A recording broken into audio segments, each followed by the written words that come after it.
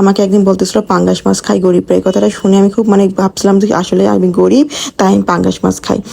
রাত তখন বাজে হলো 11:30। তো আমরা একটু চা খাচ্ছিলাম, হঠাৎ করে বাবা ফোন করে বলল ছেলেকে বলো রেডি হতে, ওখানে বাইরে যাব।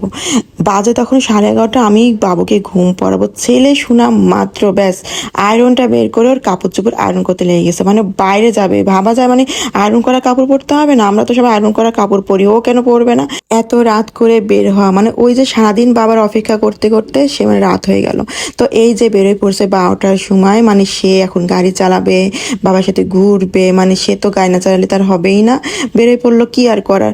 তখন বাজে রাত 1টা পেরায়, রাত, ঢাকা শহর একদম ফাঁকা, সেই অবস্থা। আমার ছেলে ড্রাইভিং করতে বেরোইছে, চিন্তা করা যায়? মানে গান শুনবে, তার সাথে সাথে সে গাড়িও চালাবে, এই করে করে কখন ঘুম পড়াবো।